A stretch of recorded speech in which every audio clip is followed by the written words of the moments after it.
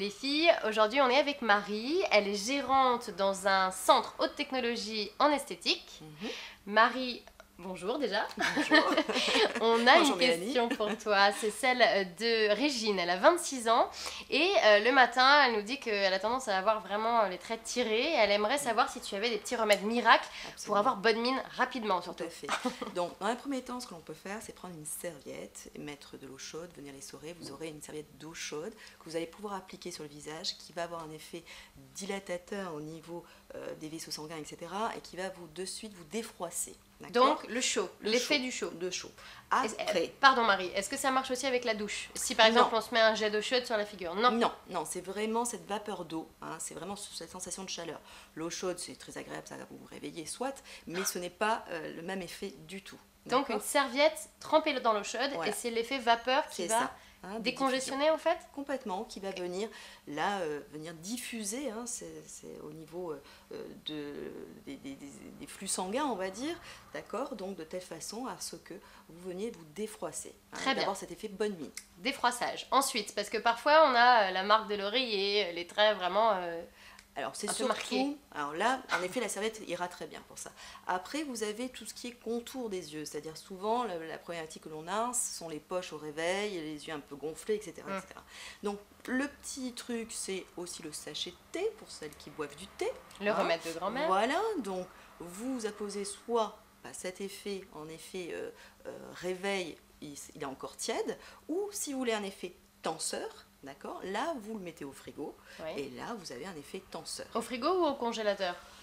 Alors, au congélateur, c'est toujours mieux, puisque en fait, vous avez ce qu'on appelle un peu l'effet cryo, hein, voilà, un effet glaçon. Donc là, c'est très bien. Bon, donc avant de prendre le petit déjeuner, on met son petit sachet de thé. Enfin, après le petit déjeuner, on le met de côté, voilà. Dans le congèle. On va prendre sa douche, on revient et... Voilà, ça dépend un peu de son intention. Si on veut décongestionner, on va plutôt mettre du chaud. Si on veut tendre, hein, l'effet tenseur, on met du froid. Très bien. Ça va dépendre un petit peu de votre intention. Est-ce qu'on rince après ou pas? Parce que ça colore la peau. Alors non. Alors, et même, enfin je sais pas, mais on peut le mettre un peu partout. Oui, il y a des personnes qui utilisent le thé en effet comme bonne mine aussi, comme un peu un bronzant, hein, voilà. Très bien. C'est aussi le petit truc. Petite astuce. C'est la technique du 8. Alors, c'est-à-dire qu'on prend son doigt, on maintient sur le côté, au niveau de la paupière. On va le faire. Et là, on va venir masser, et de l'extérieur à l'intérieur. Et on revient. De l'extérieur à l'intérieur. Et en fait, on vient drainer. Vous venez ici, là. Alors ça, c'est pour toutes les personnes qui ont sous les paupières des cernes, qui ont aussi ce qu'on appelle une zone un peu sombre, d'accord? Voilà. Et donc vous ça, venez c'est pour bien les cernes. en dessous. Oui, en fait, c'est vraiment venir de l'extérieur à l'intérieur. Est-ce qu'on appuie fort? Alors, vous appuyez suffisamment fort pour sentir que vous êtes drainé, pas trop non plus pour pas vous marquer, hein, vous n'allez pas vous bleuir l'œil. En tout cas, ça va débleuir justement lorsque vous avez ces petits, vous avez l'œil sombre, vous voyez, vous avez un problème de circulation lymphatique. Ah, c'est un massage. Exactement. On va tenir sa paupière d'un côté et on va venir de l'extérieur à l'intérieur, vraiment au coin. D'accord. Okay, donc de l'extérieur à l'intérieur. Et ici, on revient. Et on repart en haut? Exactement, on va suivre le sourcil. Et on revient de l'extérieur à l'intérieur. Donc on part de la tempe, on revient dans le coin de l'œil interne, et on part de la tempe, on remonte le sourcil. Alors non, jamais. Vous venez de la tempe, ici, coin interne, et le 8. Vous voyez, repartez de l'autre côté. Exactement, c'est le 8, le masque du 8. Okay. Exactement. Et donc c'est un massage qui va décongestionner aussi? Exactement, c'est un massage qui est drainant. Donc du coup, tout ce qui va être poche, tout ce qui va être aussi marque, vous avez le côté sombre, hein, au niveau de la lymphe, etc., va venir se décongestionner et du coup, vous allez avoir un regard qui va être éclairé. Oui, et ça c'est le matin, pareil, avant de se maquiller? Alors, vous pouvez le faire même plusieurs fois par jour. Hein, c'est vraiment un problème, on va dire, de drainage. Donc, plus vous allez drainer et plus vous allez pouvoir éclairer votre œil. Super. Voilà, bon, bah voilà, on a 3 astuces pour avoir bonne mine. Absolument. Ça va nous servir, je pense. Merci beaucoup, Marie. Merci, Mélanie. Bye bye, les filles. Au revoir. Salut, les filles. Salut. Bonjour Karma Lakshmi. Bonjour. Les filles, vous connaissez Karma Lakshmi, elle est gérante d'un institut de beauté. Elle vient nous conseiller aujourd'hui côté massage. Oui, parce qu'on a une question de Maude, elle a 23 ans. Alors elle adorerait se faire masser comme nous toutes, hein, mais elle est un petit peu perdue. Elle voit plein de types de massages et elle se demandait ce que c'était que le massage californien. Alors, le massage californien, c'est un massage relaxant. C'est un massage qui est doux. On effleure en fait la peau, très peu de pression et qui permet en fait de te calmer, d'être vraiment dans un petit cocon qui est doux en fait. On se sent comme ça. C'est de la détente. C'est vraiment de la détente. Donc c'est des caresses quoi. Voilà. C'est un peu. Voilà. Ok. Et si nous on veut de la pression, on a des nœuds musculaires ce qu'on fait chez nous par exemple, c'est le massage ayurvédique. Ah oui. Donc on travaille sur les pressions, on travaille sur les points de toute la colonne vertébrale, mais sans vraiment appuyer comme un kiné, hein. Donc on le fait de façon esthétique. Très bien. C'est joliment dit. On se comprend. Donc voilà, donc on travaille au niveau des pressions et là ça va bien détendre au niveau des articulations, au niveau si on a un peu mal. Généralement les gens quand ils ressortent du massage ayurvédique et s'ils avaient mal quelque part, ça y est, on est reparti. Donc en fait, tout va dépendre. Si on n'a pas de souci particulier, qu'on a juste envie de détente, le massage californien, c'est parfait, Maud. En revanche, si tu es un peu tendu, contracté, voilà. Ayurvédique, c'est beaucoup mieux. C'est beaucoup mieux, puisqu'il y aura plus de pression. Et généralement, le massage ayurvédique, enfin le modelage ayurvédique, on va l'appliquer en fonction de comment on va ressentir la personne. Il y a des personnes qui sont plus ou moins calmes, il y en a qui sont speed. Donc, en fonction de ça, on va gérer notre pression. C'est pour ça on parle de professionnalisme de l'esthéticienne, parce que c'est nous, on va le ressentir. Vous êtes à l'écoute de la patiente. Et du corps. Et du corps, voilà. À l'écoute du corps. Voilà. Et peut-être aussi, du coup, de la patiente, elle vous dit... Si elle vous dit. Mais généralement, ils le disent pas, on le ressent, nous, dans le modelage. Donc ça, c'est une bonne esthéticienne, une bonne masseuse. C'est rare. Et qu'est-ce que j'allais dire? Il y a d'autres types de massages Oui, il y a le shiatsu, qui est similaire à l'ayurvédique, mais là, on ira plus dans les étirements. On va étirer le bras de la personne, la jambe, mais c'est pas trop... Il y a très peu d'instituts qui le font sur l'île de la Réunion. Très bien. Parce que c'est très technique et même s'il y a beaucoup de personnes qui vous disent oui, je fais le shiatsu, c'est pas forcément le vrai shiatsu. Très bien, le shiatsu, c'est à base de pression et d'étirement. Pression et d'étirement. Un peu comme massage thaïlandais.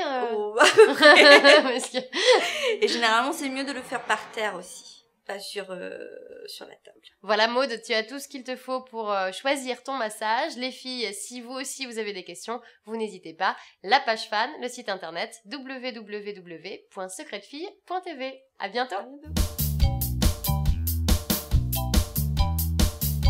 Bonsoir les filles, bonsoir Christelle. Bonsoir Stéphanie. Les filles, j'ai la chance ce soir d'être avec Christelle, qui est notre psy de Secret de Filles, que d'ailleurs, je te présente plus, tout le monde te connaît.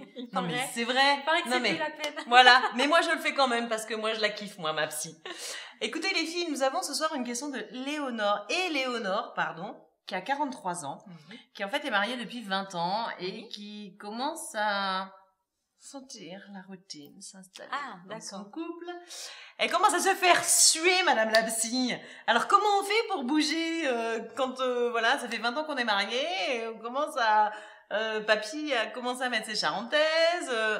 C'est ça? Tu vois le tableau? Je vois bien le tableau.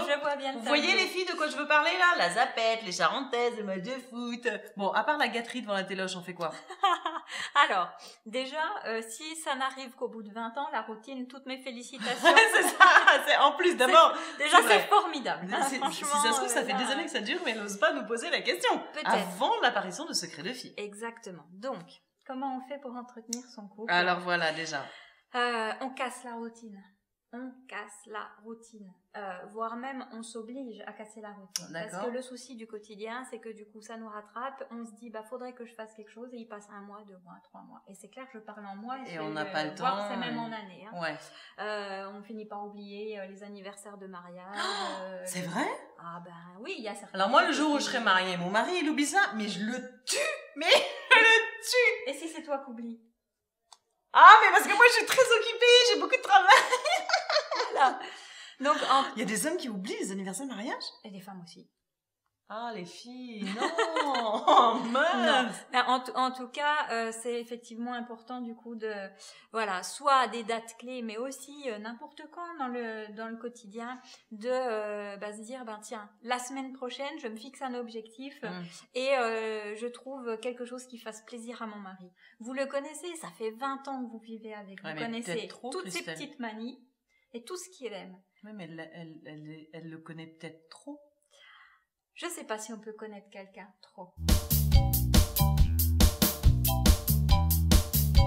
On change aussi au fil des années. C'est vrai, tu as Donc voilà, si par exemple à la télé, pendant une pub, il vous dit « Oh tiens, c'est sympa ce truc-là ».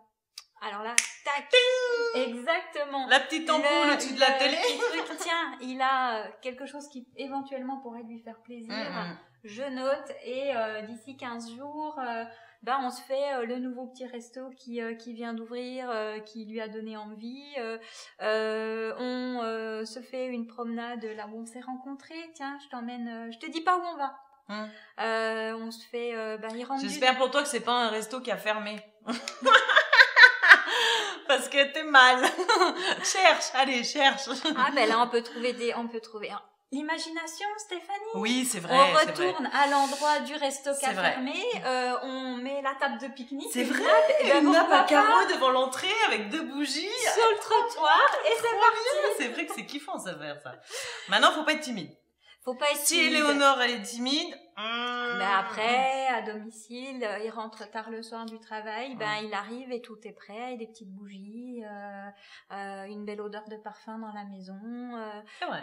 Ça fait toujours plaisir. Une chérie qui l'attend en petite tenue, des petites choses oui, qu'on parce oublie que de faire. Oui, c'est vrai, tu as raison Christelle, on se laisse envahir par le boulot, la famille, la routine, les enfants, le train-train, le bidule. Et on oublie sa vie de couple. C'est ça. Ouais. Et si Éléonore nous envoie cette question aujourd'hui, c'est parce que elle a osé, mais il y en a plein d'autres qui pensent la même chose. Donc c'est pour tout le et monde qui pensent la même chose de comment redonner du souffle à sa vie de couple, mais sa vie sexuelle aussi. Parce qu'au bout de 20 ans, en général, ça va avec. Ça va de pair. Donc on repense à ses débuts de couple. Qu'est-ce qui plaisait, qu'est-ce qui faisait envie, et on essaye peut-être de recréer des situations, cette atmosphère, et aussi de partager ça avec son conjoint en disant écoute, tu sais, là j'aurais envie qu'on revive des trucs un peu passionnés comme au début, et voilà. Il suffit, oui, je suis d'accord avec toi. Mais alors moi, mon mari il me dit, je ne suis pas mariée, mais mon mari me dit chérie, ce serait bien qu'on mette un peu de dynamisme dans notre couple. Je prendrais peur. Alors, il faut faire attention à la façon dont on amène les choses. Tu vois ? Un truc tout bête. Chérie, je repensais, tu sais, ça va bientôt être l'anniversaire de notre rencontre. Tu te rappelles la première année, on se quittait plus, on passait nos week-ends ensemble, et tu sais, des fois ça me manque. Ah bah oui, moi aussi.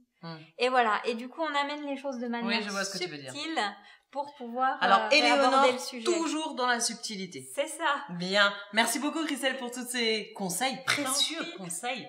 Les filles, n'hésitez pas à nous envoyer vos questions sur www.secretdefille.tv et bien sûr sur notre page fan. Merci Christelle, à bientôt. Salut. Au revoir.